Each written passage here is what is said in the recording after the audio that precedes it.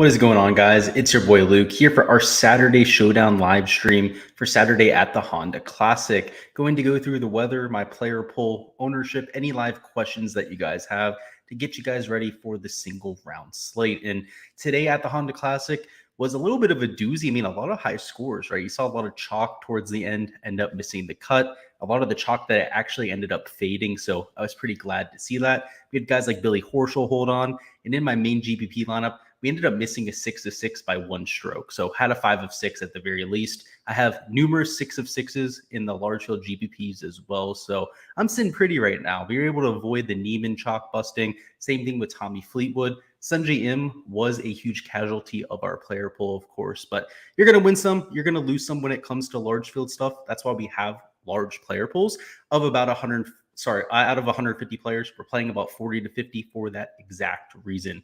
That's how I approach DFS. Of course, taking a little bit of a wider net is usually the way to approach it. Let's go ahead and hop into the weather, though, and you'll see it's been very similar on Thursday and Friday, and it's going to be the same type of thing here on Saturday. You'll see in the morning, you're dealing with relatively calm conditions, 6 to 9 miles an hour of wind. When it starts to get to late morning, you're going to see 8 to 15 miles an hour. Midday, it's going to get even stronger. You can see it gets up here 9 to 18 miles an hour. And by the afternoon, 3 to 4 p.m., you're going to see that that's going to sustain. You can see 10 to 21 miles an hour. And even by 6 p.m., when you might have a few people finishing up 9 to 17 miles an hour, that means that aside from the people that'll be teeing off from around 6 to 7 a.m. that might have pretty solid conditions up until right around 10, 11 a.m., everyone's going to be dealing with the wind. There's not really going to be that much of a, let's say, split between a quote-unquote morning and afternoon wave. They will be all teeing off from number one, I would assume, because there's only about 60, actually, I believe it's like 72 players that ended up making the cut. They're not going to have to send them off both tees. Of course, it's in Florida as well. There's a little bit more daylight this time of year than what they have over there in California. So I'm at least hoping they do that. From a viewer standpoint, it makes things a lot more simple, also a lot more entertaining from the TV perspective. So I'm hoping that's what they go out there and do. In terms of the course and how it played today, it was right about what we expected, maybe slightly easier. I thought I was going to play closer to 2 strokes over par, maybe 1.75. You can see it just played 1.5 strokes over. On day one, it was 1.28, so it was more difficult than day one. We were definitely correct about that, but the wind wasn't nearly as big of a factor today as I would have hoped. I thought it was going to be the 20 to 25 mile an hour range. In reality, it ended up being in that 15 to 20 mile an hour range for a majority of the day. And I know that doesn't sound like a massive difference, but when it comes to these tour players, a 5 to 10 mile an hour difference really does make them that's about a club difference when you're talking about judgments and that type of thing. And anytime you have 20 to 25 mile an hour winds, you're of course going to have a lot more volatility. When it dies down, it's going down to 5 to even 0 mile an hour winds.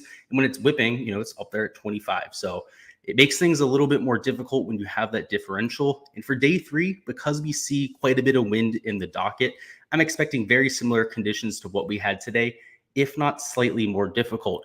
Again, the weather today did not cooperate with what we thought the forecast was going to be. So keep that in mind. But at the very least, I see it playing to about 1.5 strokes over par. A little bit more research into this. I'm going to go over some of the pin locations for tomorrow. Most notably, the bear trap. We'll start there. And then, of course, I want to talk about some of the harder holes on the golf course and some of the par 5s as well.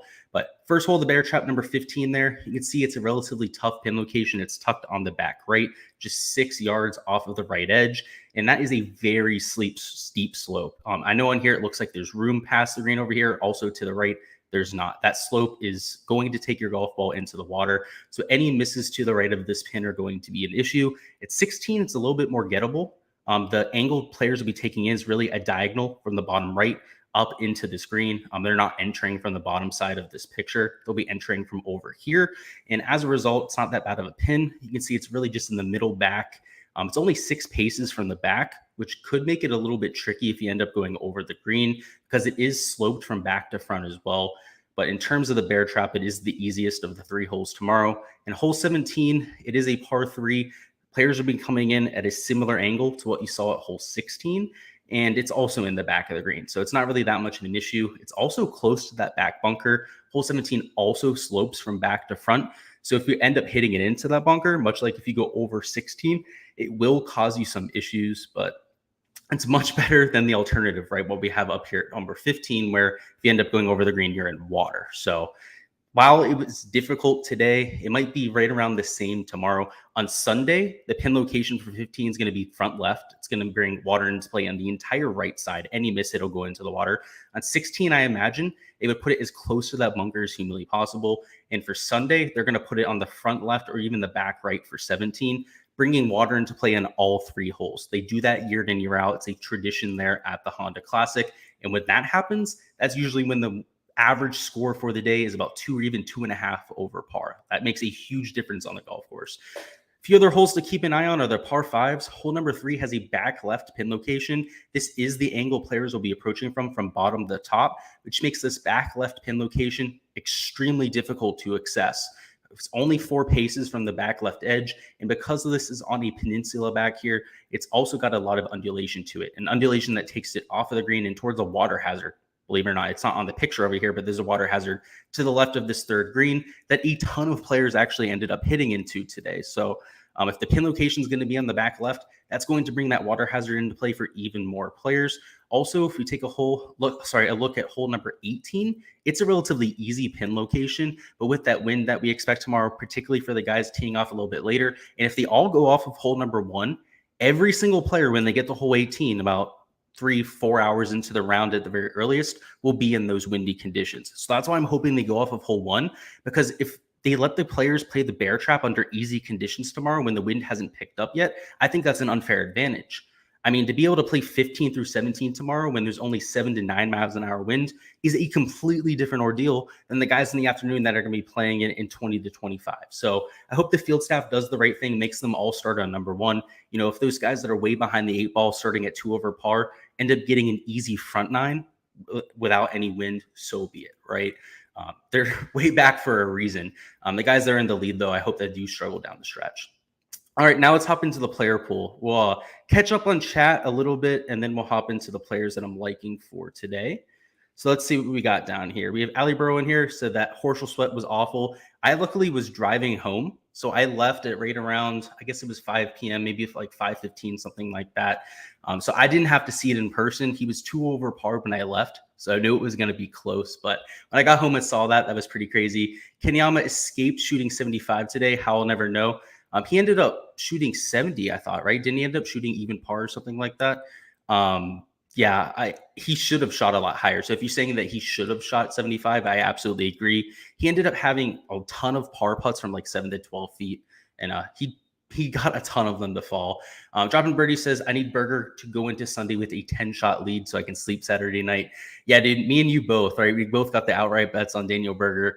If he can extend it to like a 7 or an 8-shot lead, maybe not 10, right? 10 might be taking it a little bit too far. I think that would be pretty good to sleep on. So yeah, let's hope he can do that. And no 6 through for me. I suck. Hey man, it happens from week to week, especially at the Honda Classic. I mean, it's infamous for having carnage. A lot of that chalk ends up busting year in and year out. And after day 1, there wasn't all that much chalk that was busting other than, I guess, Sanjay and Louis. Obviously, Louis ended up bouncing back. But today we saw a ton of that chalk bust towards the end. So it's going to happen, man. This golf tournament's known for that.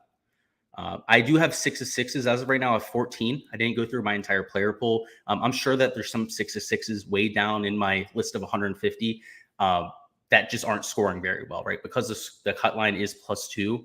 I'm sure I have lineups where a lot of guys are like near par or over par in them that I haven't counted for my 6 of 6. But in terms of my 150, I have 14 6 of 6s that are cashing. So that's really what I count at this point. If I have some of those 6 of 6s that aren't cashing right now, they probably aren't taking down the whole contest. And if they end up cashing by the end of the week, probably isn't going to be a huge cash anyway. So not worth my time to go through it until we see it tomorrow. The reason why we don't know, by the way, and the reason why this stream took a little bit longer to come out is Andrew Cozen, who's a sponsorship exemption down here. He's $6,200 for tomorrow. Didn't finish his last hole. So I have him as making the cut right now. That's not for sure. I wanted to go ahead and point this out right away in case people are watching this on replay. Don't play Cozen because he's going to lock, and you won't know until he made the cut until after the slate locks at 650. They are going to usually have about people teeing off right around 7:30 tomorrow. So it should be relatively early in the morning. And Cozen's not going to go out there until either right before that or right even after that time. I wouldn't risk it. He's right on the cut line. If he bogeys that last hole, even though it is a par 5, he would miss the cut. And I don't think he's really somebody that was on your short list anyway. So I don't think you're really missing out on all that much. All right, so let's catch up on chat. Let's get that completed, and let's go ahead and hop into the player poll. Ali Bro says, what would you shoot around PJ National? Probably like 100. If it's conditions like today, pin locations like today, I'd probably shoot like 28 over par at the very best. And again, I'm a single digit handicap, but that means nothing at a golf course like PGA National under these windy conditions, firm and fast greens, that type of thing. And Alibert says, King Louis, how unbelievable was his last 9 holes? Insane, but now everyone's going to want to play him tomorrow, right? So I have him at 36% ownership. So I'm happy that he made the comeback, especially for a lot of you that had him in lineups. But for Showdown tomorrow, it's going to be an issue. So we'll talk about that here in a second. And Peter says, thoughts on Alex Noren? We will talk about it. I'm not the biggest fan, to be quite honest with you. There's guys in the range that I like a little bit more.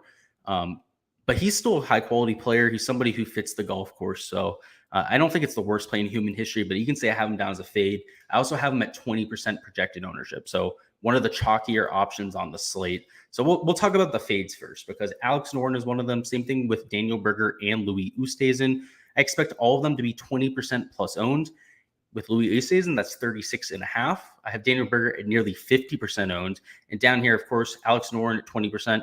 The one chalky guy I am playing here, I guess there's 2 of them, would be Brooks Koepka, who still is the lowest owned option of all these guys up top. And then, of course, Shane Lowry at $9,000 that I think could have a really solid day tomorrow. And he's only 22% owned. So it's not like I'm going crazy on the chalk.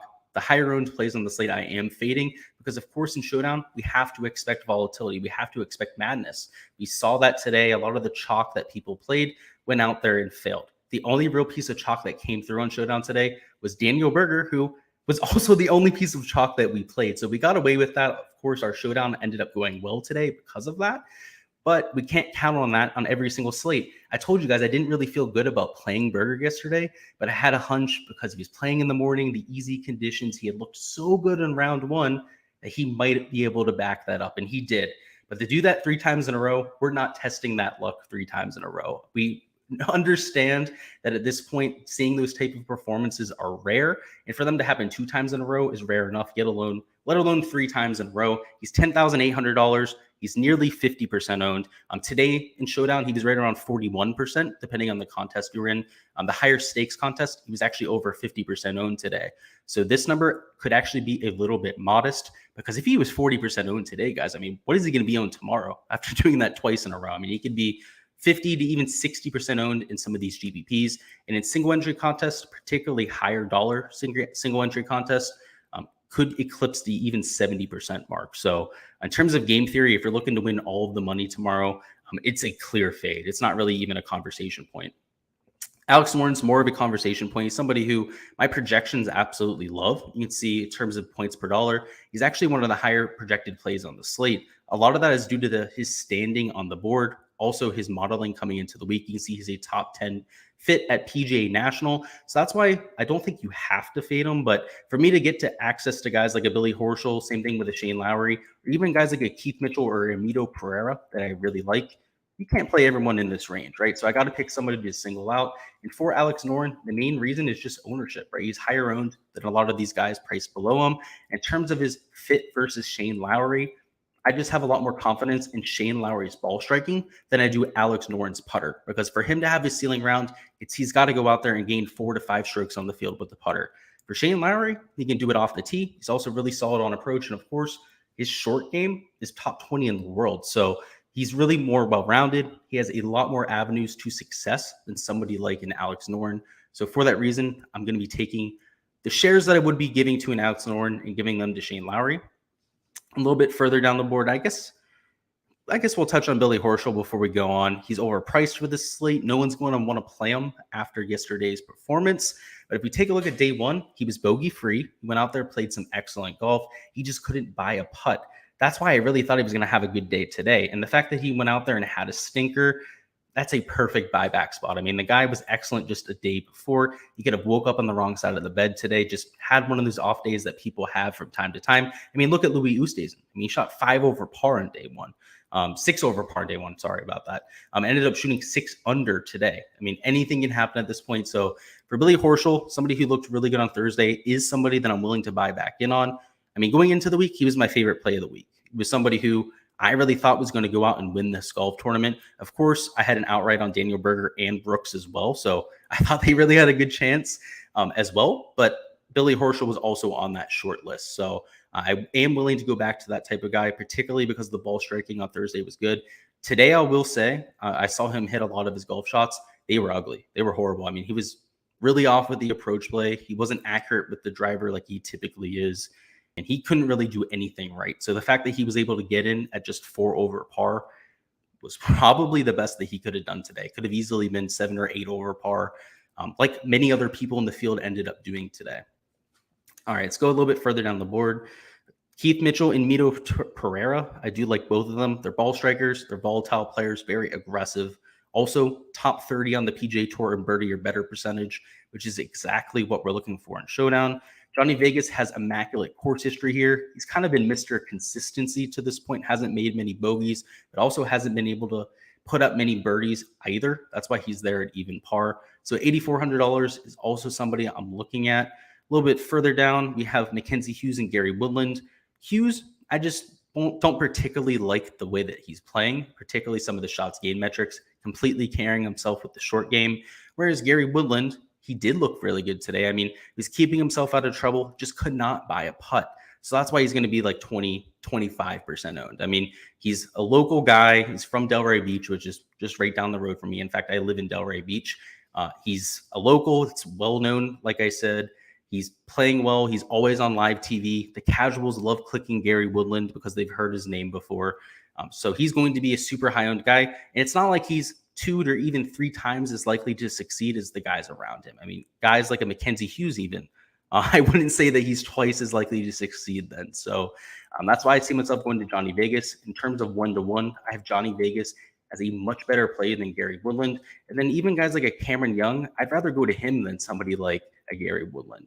Mito Pereira is lower owned. Same thing with Keith Mitchell. In the opposite direction, guys like a Denny McCarthy and Lee Westwood are a whole lot less owned. I mean, over here, Lee Westwood nearly 4 times less owned. And you're not going to tell me that somebody like Gary Woodland is 4 times more likely to succeed tomorrow than a Lee Westwood. It's a pretty easy analysis for me there. Denny McCarthy didn't play very well today, but he has that magical putter. So in Showdown is always somebody I'm taking a look at. Ryan Palmer was bad across the board today. His first round was excellent. He was 3 under par, ended up just squeaking by on the cut. So much like Billy Horschel, right? He had that same type of a problem. So that's why I don't have him down as a no. That's a perfect spot to go and bounce back. But I like the guys around him just a little bit more. I mean, Bazane Hoot's got that magical putter, can get really hot in a hurry. And Russell Knox has been the best approach player in the field, not for this tournament, not to this point of the tournament, but over the last 24 measured rounds. He's number 1 in the field, bar none. He's got the field cleared by, I believe, a whole quarter of a stroke. That's how good he's been playing over that stretch. All right, now going into the 7s. You can see, of course, Chris Kirk, a little bit more expensive than he probably should be. They're $8,000. Also 20% owned. He's the only real chalk play in this range, so he's somebody that I will be fading. Again, it just comes down to the one-on-one analysis. At 20%, you can't tell me that he's 4 times more likely than a Lucas Glover to succeed, or somebody like an Ian Poulter for that matter.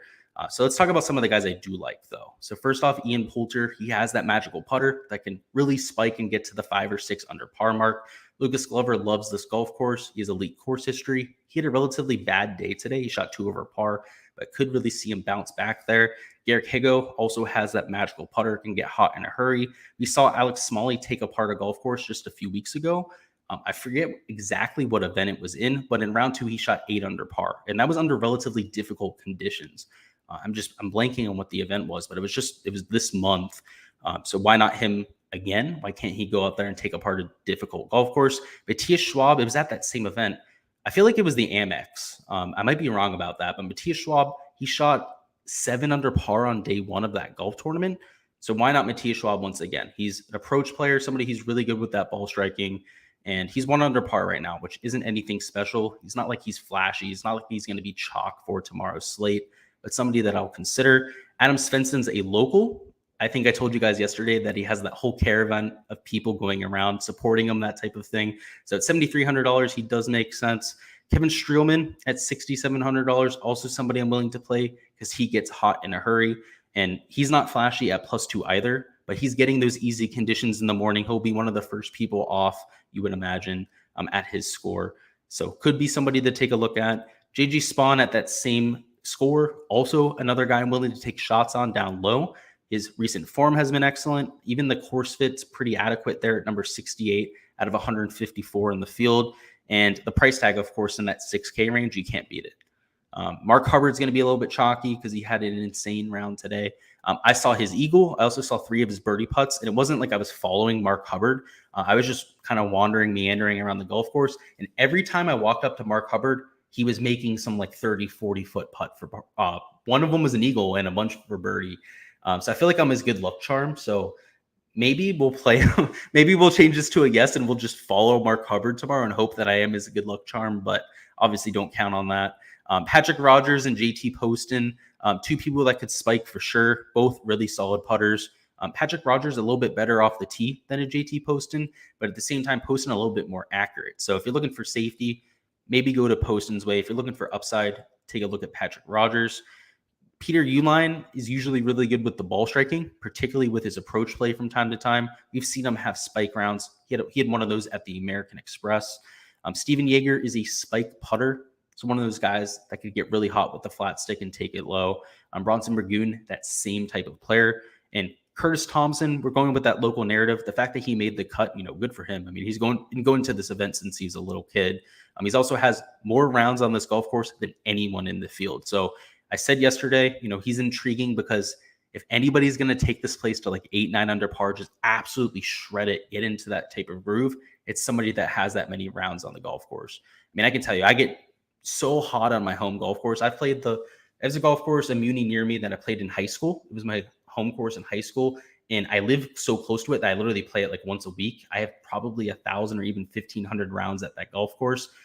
I score better there than literally any other golf course. That's not even close. It's pretty insane, actually, how I scored that golf course. And in terms of handicap, it's one of the more difficult golf courses in South Florida. There's hazards on literally every single hole.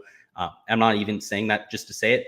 Every single hole has dense marshes around them. And if you hit any shot offline, you end up in a hazard. So that's really how I learned how to play golf, how to be so accurate off the tee. Curtis Thompson also learned how to play golf at that golf course. So I like the fit here, right? At the Honda Classic, we have all those hazards off the tee. I want guys that are used to those type of conditions. So at $6,400, he can make a whole lot of sense. He's also played this golf course, specifically PGA National, again, more than anyone else in the field as well. So I think that's something to know. And Brett Druitt, he's somebody who's really good with the ball striking. He's also only $6,000. So he's the only guy in the field at the pure minimum, I believe, actually, that made the cut. Yep.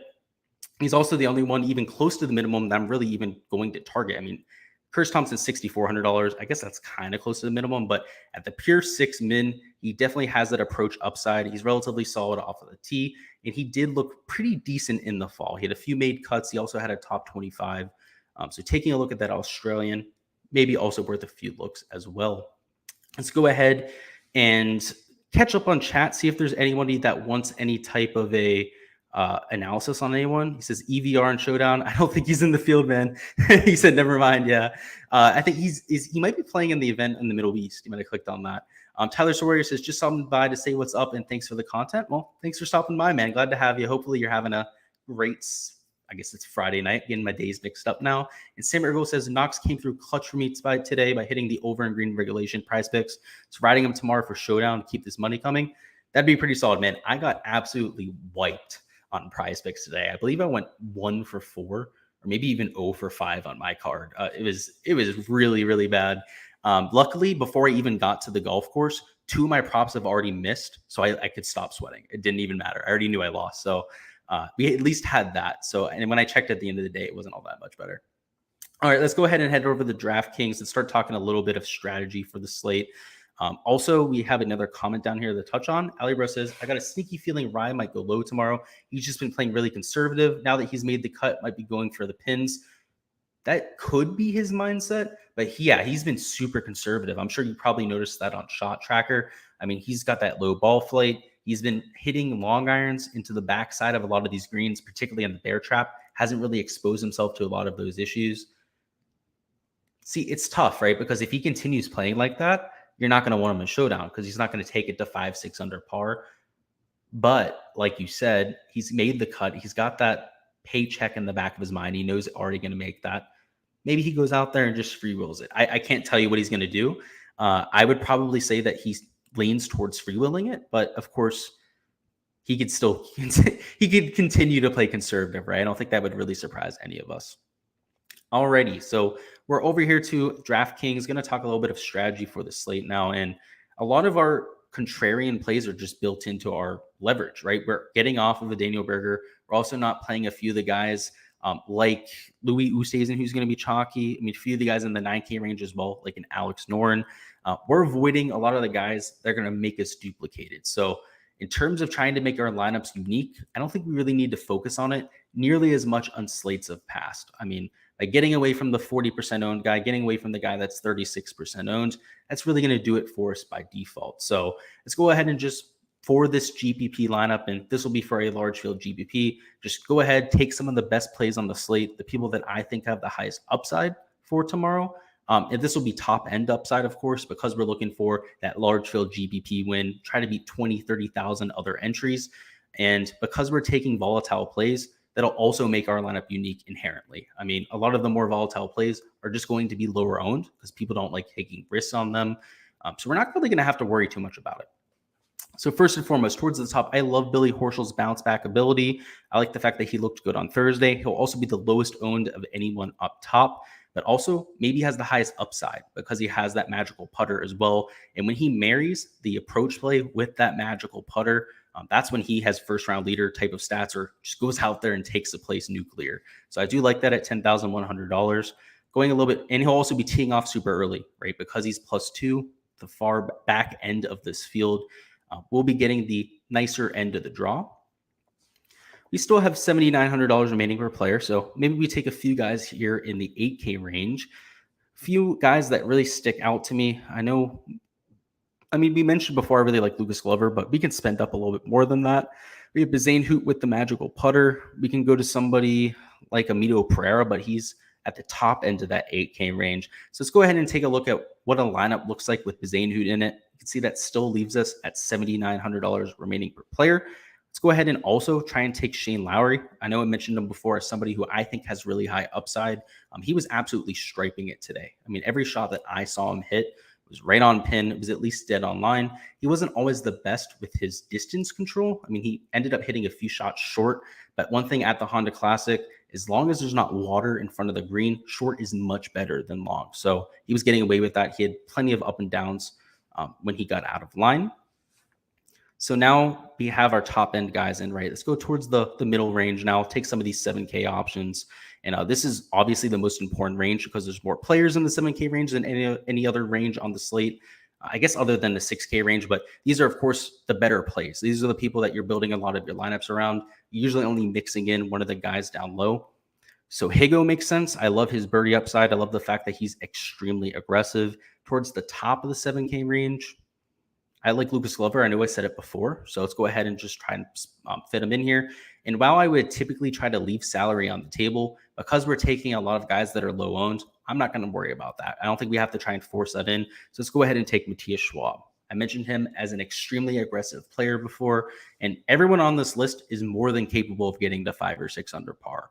At the same time, guys like a Higo also very much so have the other end of the spectrum in play, going out there shooting well over par. Lucas Glover as well, Matthias Schwab. But this is for a large field GPP, right? This is assuming that you're entering 20 to 30 lineups at the very least and taking an aggressive approach. So that's for the large field GPP. Now let's do a single entry contest, right? So assuming that this is a relatively larger portion of your bankroll, also against a smaller field, something like 200 to 1,000 entries at the very most. And in this type of contest, the chalk's going to get even chalkier. So because we're already fading Daniel Berger, all those type of guys, we're not really going to have to worry about it as much, right? These aren't guys that I don't even know the best way to explain it. We're already in a small field contest, so the chalk doesn't really matter to begin with, right? If you're going to be duplicated with anybody in a 200 to 1,000 entry contest, it's going to be like one or two people at max, unless you're playing like 60% owned guys in all of your lineup right, across all 6 positions, right? Which doesn't happen in golf. It's not that type of sport. It's not like NBA where you have chalk that's 50% owned on every single slate. To see a guy like Daniel Berger that's going to be nearly 50% owned tomorrow, that's rare, right? We don't usually see that very often, unless it's Sunday Showdown. Sunday Showdown, we always have those guys. Those are going to be 50, 60% owned, but that's because we have those placement points. So long story short, we're not going to have to worry about ownership like we did for the large field contest. Let's go ahead and make this a little bit more balanced this time. So rather than taking a Billy Horschel, who's a little bit more risky, right? A little bit more volatile, definitely has some of those larger scores in them. Let's take some of the safer plays, some of the guys that I really think have a good day tomorrow. So first and foremost, in this 9K range, I really do like Brooks Koepka. I really like the course fit. I like the fact that he's also being overlooked by a lot of the field. He is higher owned than a Billy Horschel, but at the same time also gives us a little bit more safety. Keith Mitchell, who's won this golf tournament, of course, is a really good course fit here. A little bit further down in the 8K range, you could convince me to play Chris Kirk, but we're not going to do that. I don't see him shooting 3 or 4 under par again. Let's go over to Shane Lowry once again. I know I mentioned it before as one of my favorite plays on the slate, and you can see we're fitting in 3 guys that we're very confident in, right? We don't have anybody in the 10K plus range, but these 3 guys in the 9K range are people that I'm really confident in for tomorrow.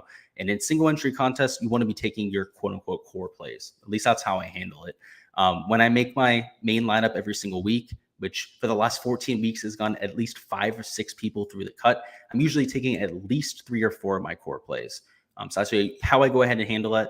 This week was the week where I had the least amount of core plays in my main lineup. I only had 2 of them, which was Billy Horschel and Denny McCarthy, I believe, was a core play of me. Might not have been. So it might have just been 1.